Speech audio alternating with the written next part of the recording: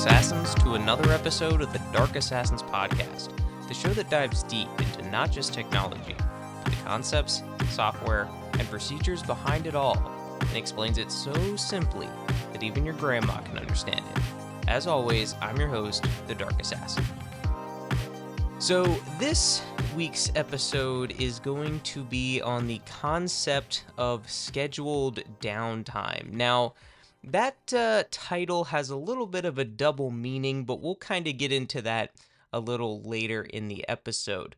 But as a quick summary, the reason why scheduled downtime is so important is because it can basically be the difference maker between potentially having your 99 point however many nines you want percent uptime versus being in the news because your service went down. I think some people would obviously take the preventative maintenance approach compared to the we'll just let it run until it breaks approach. But the thing with scheduled maintenance is there's a lot of different kind of components to it, right? It's like it when you're maintaining your car, right? You don't just keep driving your car until it stops working or it makes a weird noise. I mean, I hope that's not how you're driving your car.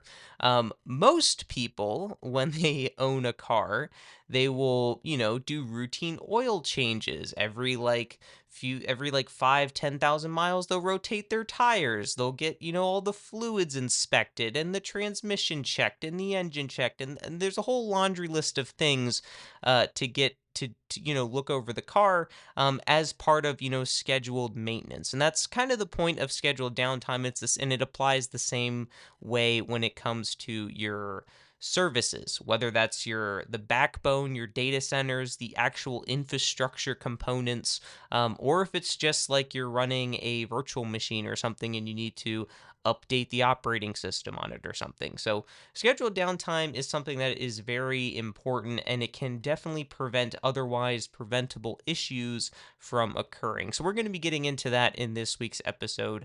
But before we do, let's start off with our trivia question for the week. So this week's trivia question is: switches are the backbone of networking, but before switches came along, what was used? So in other words, what was the predecessor to the network switch? And that is your trivia question for the week. Moving right along, let's get into this week's cybersecurity tip.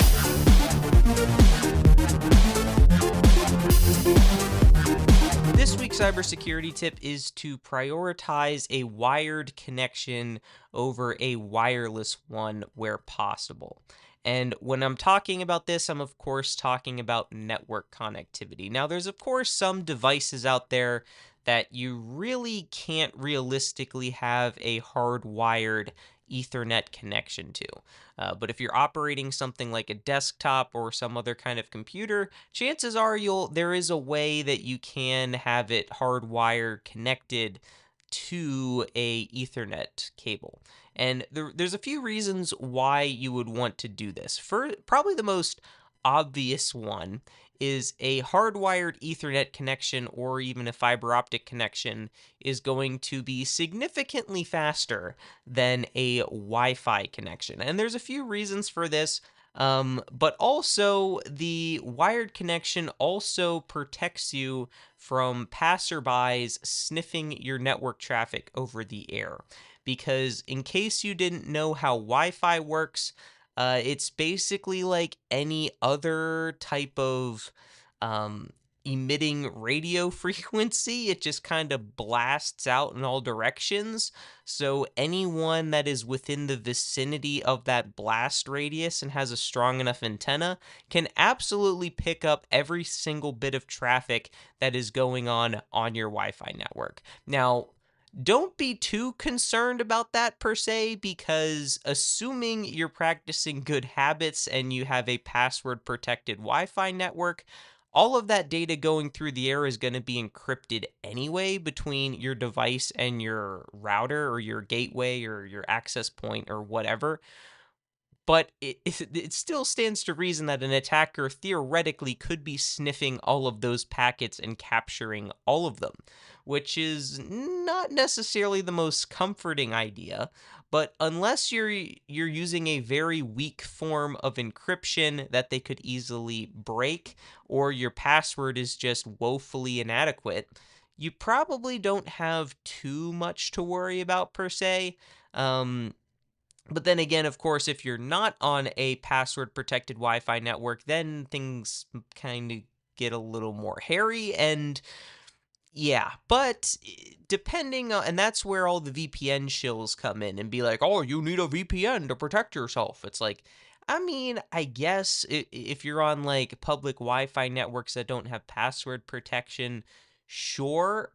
But at the same time, if you're accessing the modern internet uses this beautiful thing called HTTPS. And you know what HTTPS does? It encrypts your traffic to and from, well, I guess the traffic coming to you is all being encrypted. So it's not like an attacker could really see what you're doing. Or if you're logging into a website with HTTPS, that traffic is going to be encrypted the entire way. So, sure, an attacker can intercept your packets on a public Wi Fi network. Ooh, scary.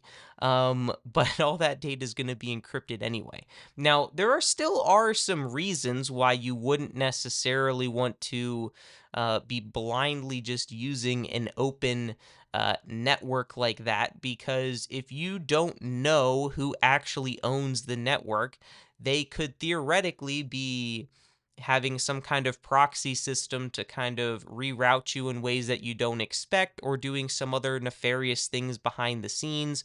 In which case, having a VPN and kind of basically tunneling directly to a different computer and then out to the internet could prove to be advantageous. But yeah, we did a whole episode. I think it was literally the second episode of the podcast where we talked about why VPN companies are kind of sort of a scam in that sense. But yeah, but anyway, yes, anyone with a large enough Wi Fi antenna could technically pick up every single bit of traffic that is going on inside your house on your Wi Fi network. Now, of course, even if they did have a big antenna, they still would have to be relatively close to your house. So it's not like, some guy in his mom's basement 5 states away is going to be able to pick up your Wi-Fi traffic. But if there's a sketchy car outside the front of your house, then maybe. um, so yeah, so there are also other kinds of spoofing attacks that can be done with Wi-Fi networks. Now, that's not to say you can't also still spoof a hardwired connection like that, but you have to be a little more inside, I would say, in order to be able to spoof that. Although it is still 100% totally possible. There's this thing called ARP poisoning. If you're interested, you can go look it up. But it's basically a way that you can basically maliciously impact traffic and kind of feed people. It's interesting. So if you're if you want to learn more, you can go look it up. I'm not going to go super into it right now.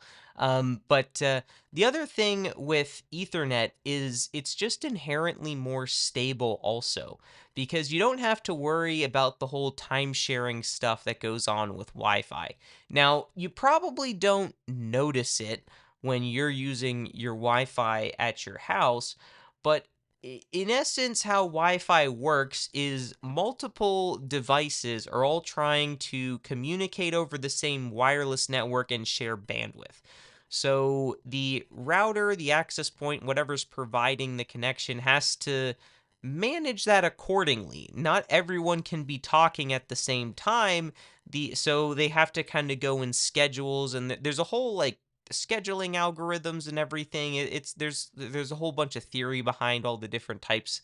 We're not going to get into that, but suffice it to say, just because you're trying to, upload a file or something over Wi-Fi, it's not like that's a full continuous stream like an Ethernet connection would be. And one way that it's kind of evident that you can see that is when you try to download or upload something on Wi-Fi, you'll notice your connection and your upload or download speed is a lot spikier. So it's not going to be like a hard and fast, like a gigabit speed the entire time, like it would be, say, for a standard Ethernet connection. If you're using Wi Fi, it's probably going to first off be lower than that.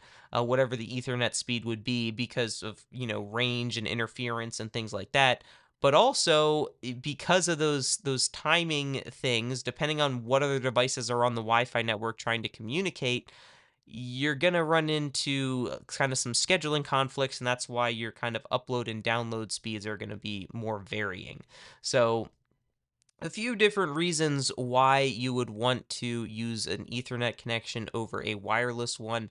Not to mention that an Ethernet connection, you get the full bandwidth of the port. So, assuming, of course, you don't have a bottleneck somewhere else, right? So, obviously, if you are at your house, whatever your connection, whatever you're paying for, your internet speed is most likely going to be your limiting factor, right? So, if you pay for gigabit down, it doesn't matter if you have 5 different devices all connected to a gigabit NIC, say on the back of the router. It doesn't matter. You're going to be limited by that 1 gigabit link coming into your network. But anything like internally, though, as long as whatever the rated, you basically get the slowest common denominator, right? So if you're on a 10 gig port communicating to a 1 gig port, the most you're going to get is 1 gig. If you're on a 1 gig to 1 gig, you're going to get 1 gig. If you're on 10 gig to 10 gig, you'll get 10 gig, and etc. I guess the only kind of caveat there is if you have, say, a 10 gig port, say as like your uplink, you could theoretically saturate 10 1 gig connections all at once simultaneously through that same link. But you don't really get that luxury with Wi-Fi, unfortunately. So yes, wireless is definitely usable and it works, but for security and performance reasons, you definitely want to be using Ethernet wherever possible, and that is your cybersecurity tip for the week. So this week we're just going to move into the meat and potatoes of the episode since we kind of have a decent amount to talk about, I would say. So, scheduled downtime. We kind of touched on it at the beginning of the episode, but scheduled downtime is something that is very important when it comes to the upkeep and health of not only your servers, but also your services, since depending on where you work, depending on what your stack is, you might not actually have physical infrastructure. For instance, if you're a cloud only shop, you're not going to have physical infrastructure. You kind of offload that to a third party, but that's not to say that you still would have to have some sort of scheduled downtime. For instance, depending on how your infrastructure is set up, if you use things like virtual machines and operating systems under the hood there, you're obviously going to have software updates.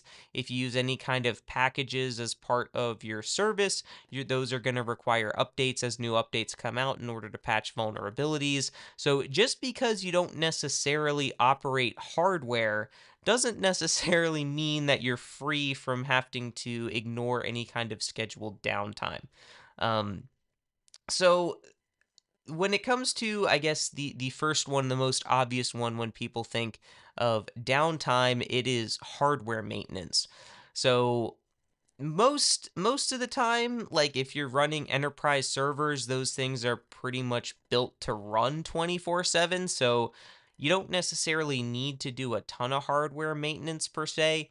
But doing some basic housekeeping checks, making sure that both power supplies are still operational, assuming you have a dual power supply unit, making sure you don't have any dead drives in your ZFS array. Ask me how I know. Making sure that none of your RAM sticks went bad if you have multiple CPUs. Making sure everything is still good there. Keeping monitors on like temperatures and things like that. And one thing that some people also do when it comes to like scheduled maintenance for hardware is they'll actually swap out and resilver their arrays. So if they have drives that have been in their, say, array for 5 years at that point, those drives might be getting a little more prone to failure potentially. So what they might do is they might intentionally, take one of the drives out, put a brand new fresh one in there and kind of resilver the array or basically rebuild it. And then kind of do that over a period of time to essentially completely rebuild their array and put in fresh drives. But depending on the server that you're using, you might not even have to power off the machine to do that, which is quite nice. If you, of course, for that to happen, you have to have some kind of hot swappable solution. Which if you have an enterprise grade server, you probably have that capability, and you can just pull out the one drive that you want, swap in the new one, and you shouldn't really have to worry about downtime. Now, you're probably going to have some sort of a performance hit just because the drives are going to be very active trying to rebuild the array. So if you're trying, so you probably want to make sure you're limiting how much other drive activity is going to be going on during that time. And that could potentially be kind of a maintenance window of sorts. Like your system is still technically functional, but it probably wouldn't necessarily be able to handle the same load because the drives aren't going to be as available as they otherwise would be. And this is where the idea of maintenance windows comes in. So typically, when you're trying to identify a maintenance window for when to perform these kinds of, maintenance things and updates and that kind of thing, you generally, this is why when you get email notifications about scheduled maintenance like this, it's usually in the middle of the night and you're like, why are you sending this to me? Because most people probably aren't up in the middle of the night, which is why it's a great time to do this kind of scheduled maintenance, since you can usually safely assume that your traffic load is going to be significantly lower than, say, during the daytime when everyone's up using your service. So you can afford to maybe take some systems offline and not have, as wide of a infrastructure built up in order to handle all those requests because you're quite frankly not getting as many. So that's typically why these kinds of service windows happen like in the middle of the night or over the weekend when most people aren't going to be needing to access the system. Now, that's for kind of keeping the system up, but there's also the type of maintenance where you just have to take a system down, right? Like if you need to completely replace something, like say you want to perform some upgrades on your system because say you're using an enterprise server and the CPUs in it are kind of getting a little old at this point. But your platform supports a newer CPU version.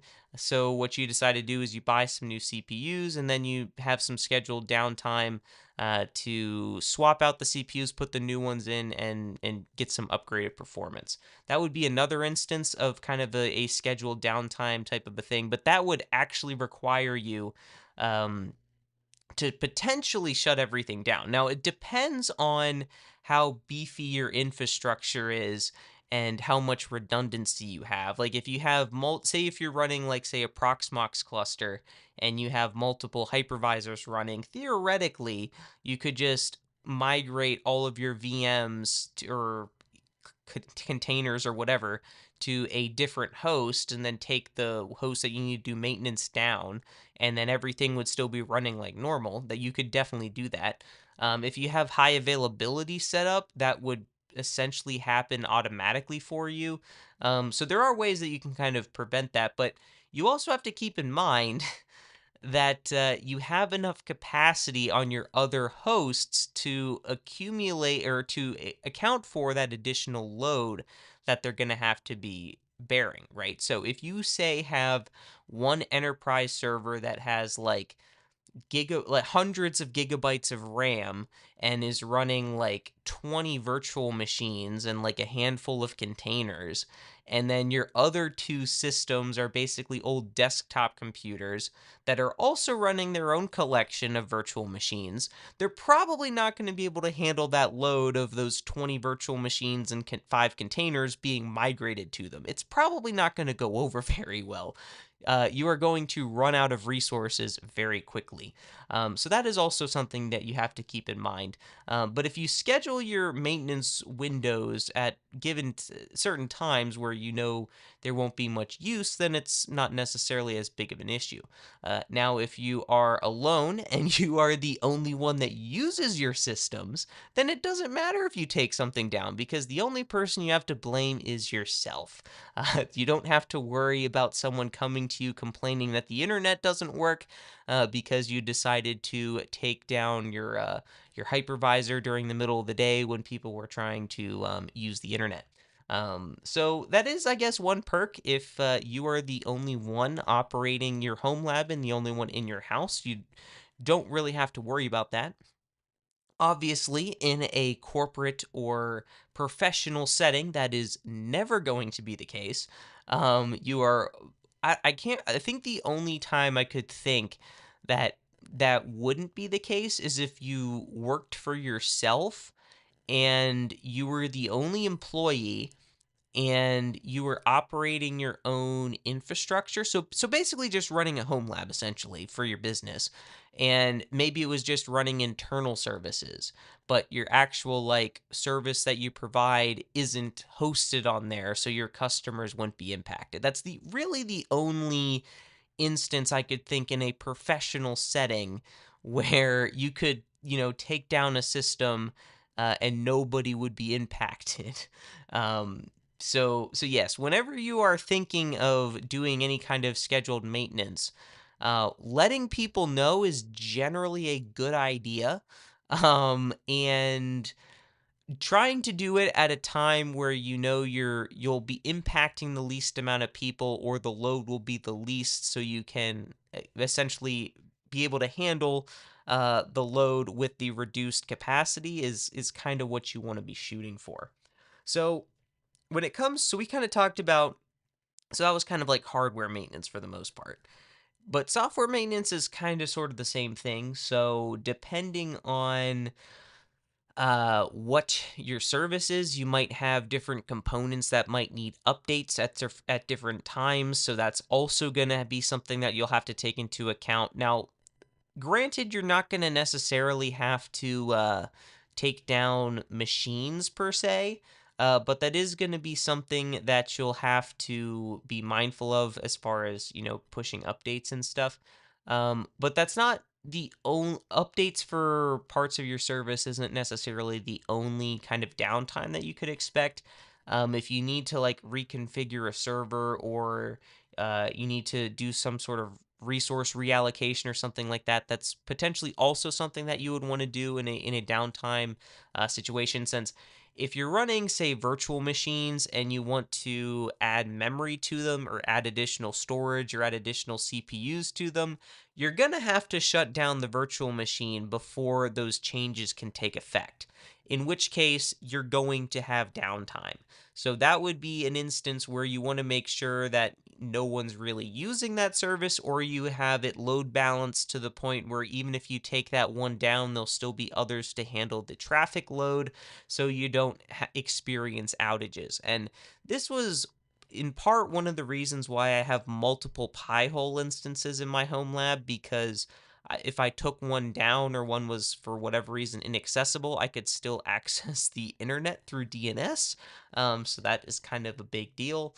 Um, Another thing that you could potentially have for a maintenance window is some kind of like performance or stress testing going on, um, making sure that your system can even handle the load in the first place. And obviously, if you're stress testing your system, you're kind of sort of performing a denial of service attack of sorts, because you're overloading your system intentionally to try to identify how much load it can carry.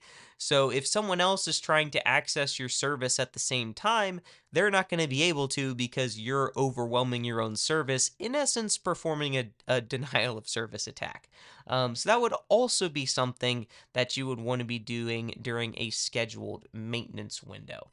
Um, and probably one of the most obvious ones that we haven't talked about yet is security patching. Because, yes, you should absolutely be keeping up to date with your security patches, because this is one of those prime instances where reoccurring maintenance and preventative maintenance can save you from unnecessary downtime. And this is a prime example of that. If you have a piece of software that you're running that has a critical security vulnerability, taking the short amount of time to get that patched and updated is a lot less downtime than your system being completely hacked and overrun and taken down by threat actors. And there's a lot less headache that comes with just a security update and taking the system down momentarily compared to your entire server getting hacked and potentially even much more than that. So that's obviously one of them, but the other thing in kind of the security window too is doing pen tests. And we've talked about pen tests before on the podcast, and pen tests are, if you've never heard the term pen test or penetration testing, it's essentially the idea where you pay someone to intentionally try to hack you.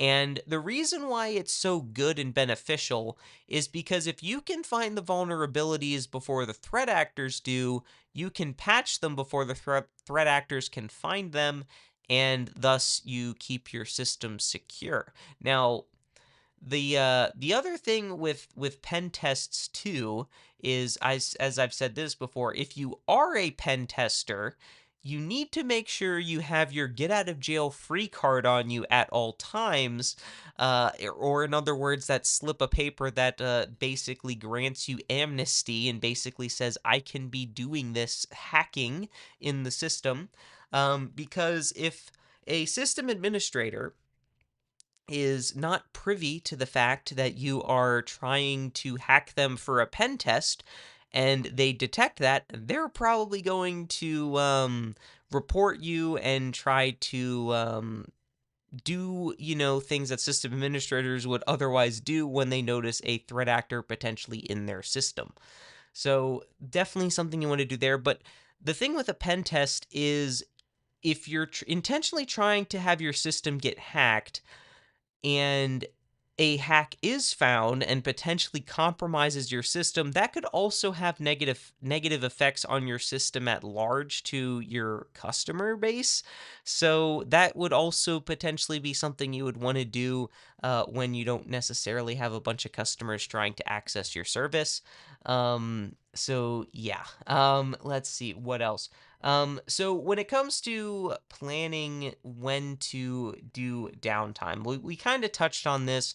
It kind of comes back to identifying um, what would be like the least amount of customer impact, or what would have the least adverse effects. What would be the best time to do this, where the majority of people wouldn't notice that we had some of our services or systems down.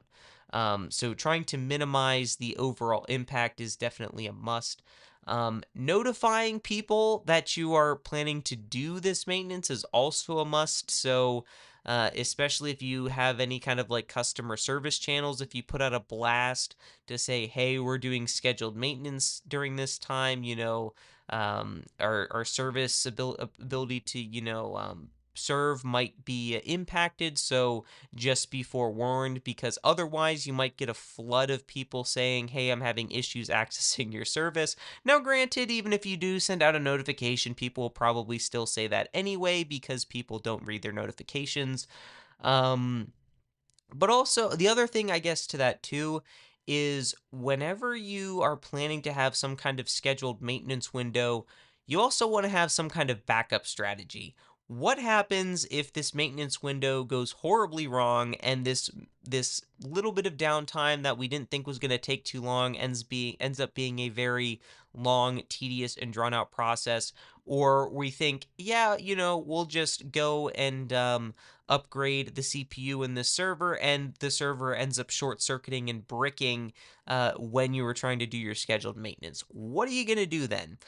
So having some kind of backup or rollback strategy and recovery is definitely something you want to be mindful of when performing scheduled maintenance, since usually scheduled maintenance is obviously a good thing, keeping your systems up to date and whatnot.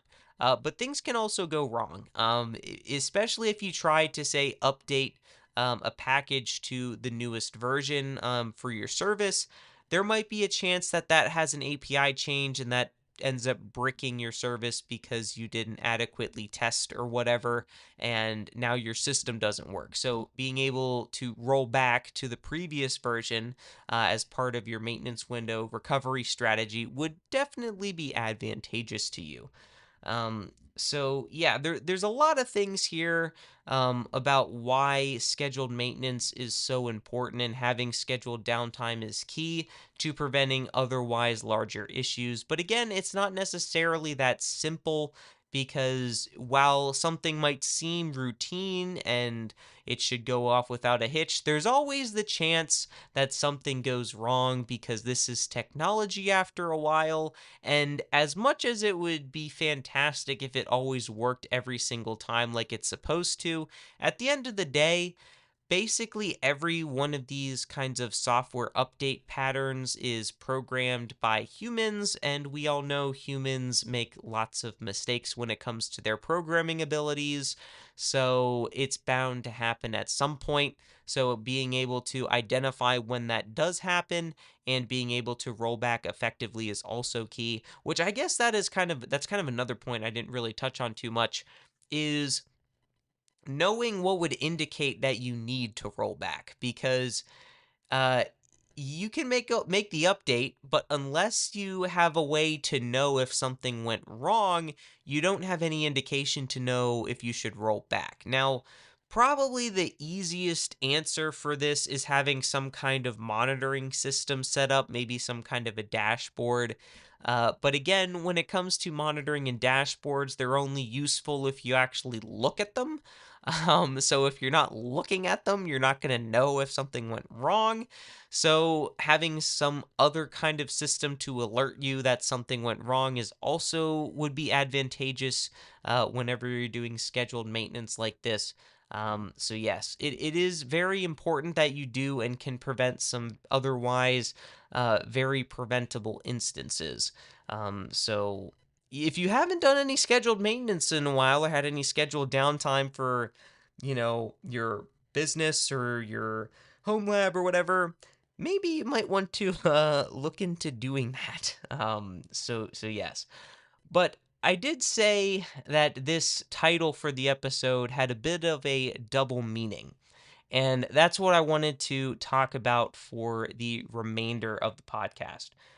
So, if you've listened to the podcast for a while, you might have heard me mention this, or maybe you have listened since the beginning. And this podcast was started back in April of 2021. So we've been going for close to 4.5 years now. And aside from a couple instances, this has been a weekly podcast. Now, if you've listened long enough, you've heard me say that this was never intended to be a weekly podcast. It just kind of so happened that when I first started out, I think I had like the first 4 or 5 episodes was in like 6 weeks or something like that. And I just figured, well, I'm kind of on a roll doing this weekly thing, so why don't we just keep it weekly? I think my original intention actually was to do like every other week. And then I did that for one time. And then after I think recorded the second episode, the next week happened and I thought of something else, so I recorded it again. And then I thought of something else, so I recorded again. And I was like, why not just keep up the weekly cadence? So that's kind of what it turned into. Um, but I've said this also before on the podcast that the goal of this podcast was to inspire those looking for project ideas or for inspiration. Because for me personally, watching people on, say, like YouTube, or seeing, builds of home labs, or someone making a cool app idea or something, was what inspired me to do some of those same projects, if not the exact same thing, something similar. And I think that's a great way to kind of inspire, learning in people, and, get people passionate about, wanting to get into, whether it's home labbing, software engineering, cybersecurity, whatever. Um, Having inspiration to go do something is key, I think, in my opinion, because you can want to be a software developer, but trying to understand where to start, or if you're stuck, what to do next, can be a very difficult hurdle to overcome. But if you have someone around, whether that's, say, someone on YouTube or a podcast or whatever, giving you ideas and pieces of inspiration to inspire you to either go make something of your own or do the same thing that you saw someone else do, that can be pretty powerful. And that's kind of what I wanted to this podcast to be. Not because I wanted to, be some kind of influence or anything, far from it. I just wanted the ability to try to give back, because there have been so many instances, specifically in home labbing, where I've seen someone, implement a service in their home lab or create something in their home lab, and I thought, that's really, really cool. I want to do that too. I've taken so much from the community, I guess, in that regard, that I just kind of felt like I wanted to give back in a sense. So like I said, the podcast quickly turned into a weekly endeavor over the past 4 years. And aside from a couple instances where I got sick, it's basically kept up that cadence for the past 4 years. But over the past year and a half, and especially the past few months, more and more of the episodes that I've made for the podcast have felt forced. I'm not sure if it's come across in episodes, but at least me being behind the scenes, I am obviously just a one-man show. I do everything myself. I write the topics that I wanna cover. I come up with the cybersecurity tips, the trivia questions, the talking points, everything.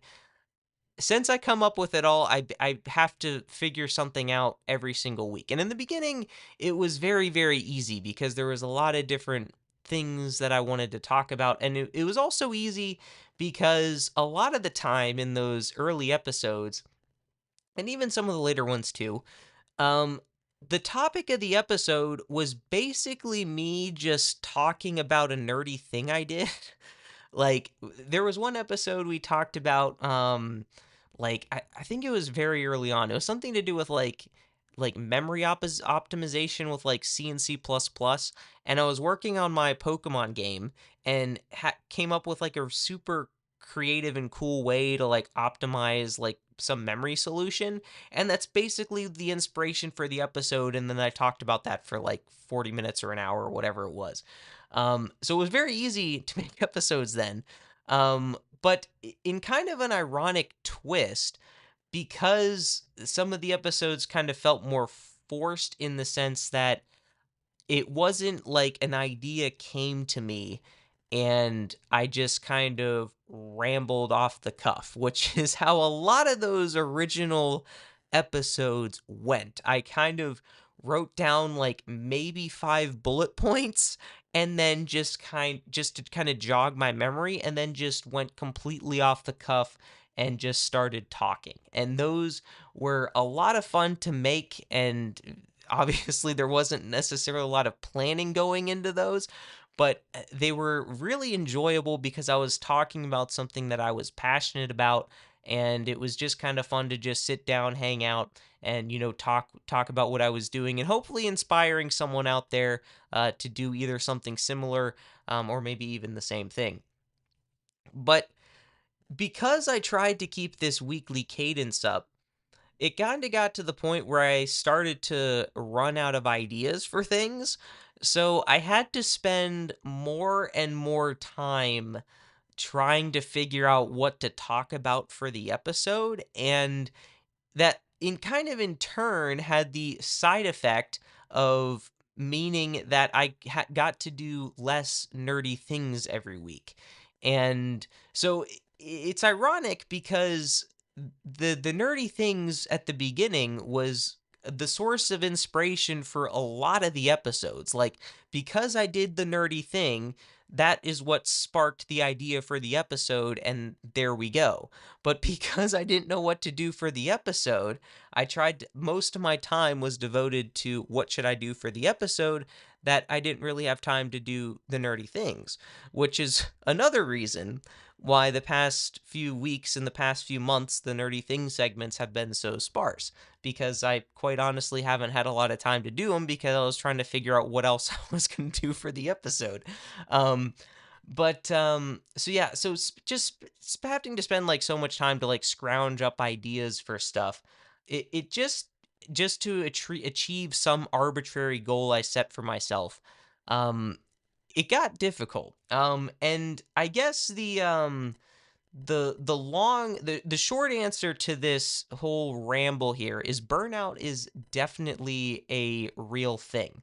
And I'm not sure if it's come across in episodes, but at least to me, there is a distinct difference between an episode that I kind of forced myself to make versus an episode that I was really excited and passionate about making. I'm not, like I said, I'm not sure if that came across like in the actual final product, but at least to me, as the person, delivering, I guess, the podcast, it definitely was noticeable. Um, so I guess all this is to say, that this podcast was always something that I wanted to be a fun, passion, hobby type of a project, and it wasn't something that I wanted to be a chore. And over the past few months, it's kind of gotten to that point, and it's hasn't. I don't think we're at the point anymore, at least for me personally, where doing a weekly episode is sustainable anymore. And this is kind of where the double meaning of the title scheduled downtime comes into play, because yes, it applies to things like your servers and your software and your car and everything else. But it also is going to have to apply to this podcast as well. And the thing of it is this isn't some kind of decision that I came to this week. If we're being completely honest, a few months ago, I had the same thought of I should just stop making a weekly episode because this isn't sustainable anymore. And then somehow I managed to scrounge together more episodes. So just know that this wasn't by any means an overnight decision. This has been months in the making, and it's just kind of finally come to a head, I guess. But kind of like I said, the podcast, it's not something I wanted to ever despise or dread doing.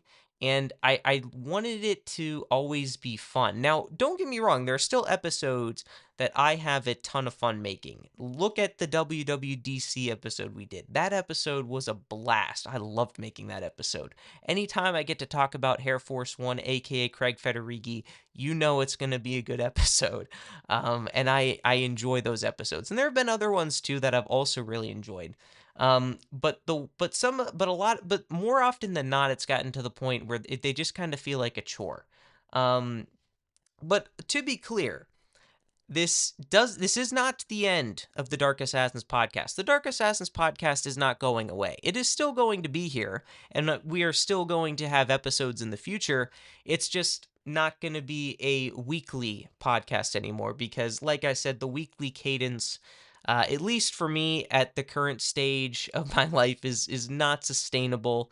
Now, with that being said, if the podcast continues to grow and do well, and people will, reach out with questions or provide feedback for things that we can talk about, the weekly cadence might very well actually might come back at some point. Because, like I said, part of the problem with the weekly cadence for me was having to figure out what to talk about every week. So if someone but like I said, some of my favorite episodes that I've done were actually episodes that someone had reached out asking a question about something, and then I kind of was able to just kind of dive down the rabbit hole to kind of figure out an answer, because that's one thing that I also really enjoy doing, is helping people. And if I can help someone figure out a solution to something or answer their question, I really enjoy that. So if like I said, if the podcast grows and people are still really interested in it and are asking questions, or providing topic ideas, or asking for clarification on things, um, it absolutely could go back to being a weekly thing, but at least at as the current state, it's not going to be a weekly thing, because at the end of the day, the podcast is a hobby slash side gig for me. There is no money being made, which, to be honest, I don't care about. I never intended to make money from the podcast. That was never the point of it. I could honestly care less if I make any money off the podcast. I'm just happy that I can provide you guys with free content that you enjoy listening to, because I have a full time job that pays my bills. I don't need an additional source of revenue. Um, and also, I'm not about to sell out to advertisers and sponsors, because I don't know about you guys, but I personally hate when I'm listening to a podcast and it just randomly cuts to like an ad segment from some ad company somewhere else, not even the podcaster, or the podcaster comes in and starts reading off an ad read. I never like those, and I think it would be very hypocritical for me to include those and make you guys listen to them when I know I don't like them myself.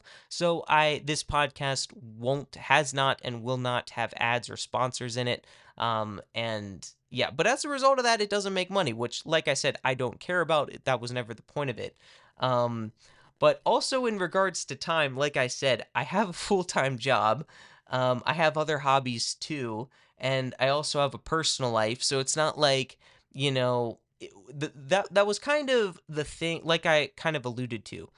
The podcast got to the point where I was having to spend so much time every week just to come up with something for the podcast, that it made me not able to enjoy some of the other things in my life that I enjoyed, like my other hobbies and whatnot, because it got to the point some days where it was pretty much like I got home from work and worked on the podcast, went to bed, and that was literally the day. And that was sometimes a couple days throughout the week, like more than multiple days in the week. So it kind of took when that happens and you're kind of forcing it kind of feels like homework, I guess, in a way. And I don't like homework. I don't like something that I enjoy doing kind of turning into a chore, which basically this is just the definition of burnout, I guess, is what I'm talking about. um but like I said, the podcast isn't going away. We're still gonna have episodes. You can basically book that anytime there's any kind of Apple event, there will be a podcast probably the following week. So if there's an Apple event, say on Monday, you can basically book that there will be a podcast on that Saturday.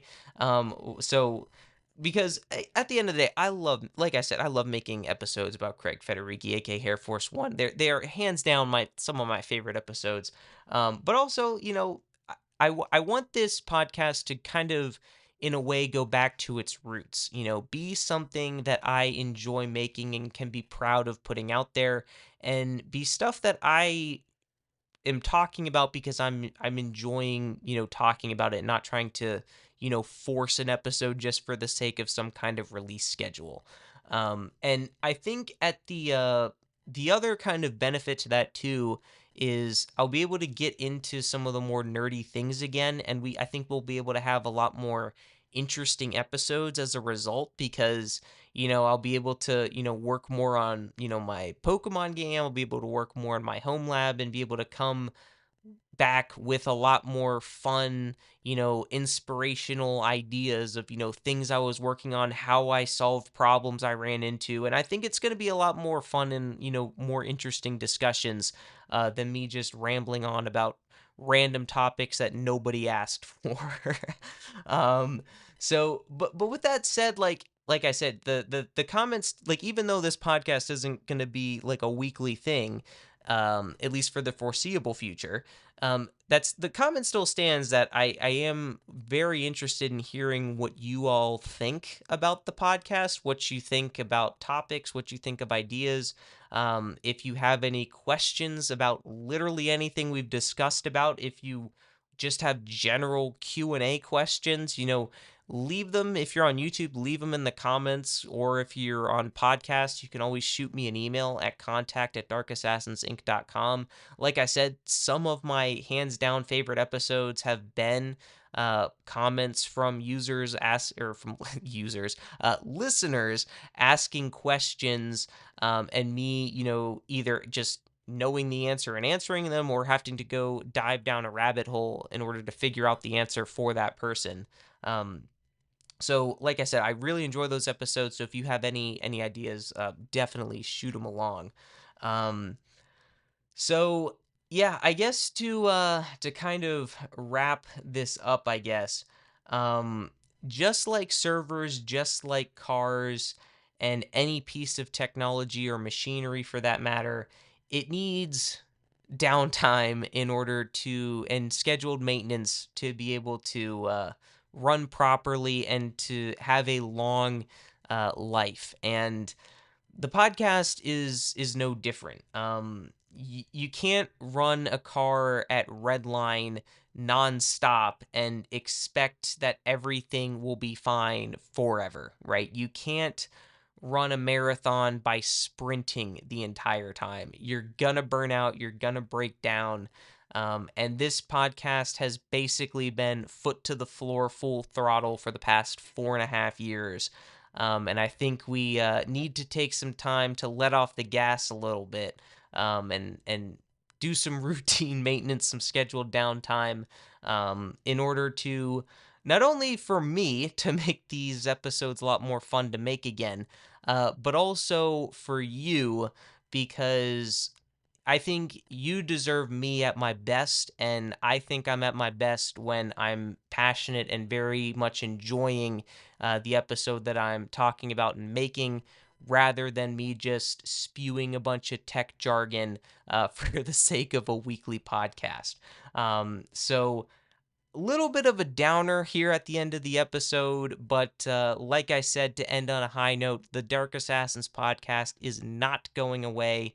It will return, just probably not next week, but it will be back. We will have more episodes, and like I said, this is not going away. So definitely make sure that you're subscribed to the podcast, though, because since it's not going to be a weekly thing, you'll definitely want to be subscribed so you get notified when new episodes drop. But with that, let's get back to our trivia question for the week, which is: switches are the backbone of networking, but before switches came along, what was used? So again, what was the predecessor to the network switch? If you said hubs, congratulations, you got this week's trivia question correct. And if you enjoyed this episode, definitely be sure to leave it a rating and review, and subscribe if you haven't done so already. Like we said, since this isn't going to be a weekly thing, you're definitely going to want to be subscribed so you get notified when new episodes drop. And if you have any questions for this episode, you have any just general Q&A or topics or ideas for future episodes, also be sure to leave a comment down below if you're on YouTube, or you can always shoot me an email at contact@darkassassinsinc.com. The link for that is down in the show notes below. And that's going to do it for me in this episode of the Dark Assassins podcast. Until next time, my fellow assassins, remember, bool nothing equals true. If action not equal to null, return true. I'll see you next time on the Dark Assassins podcast.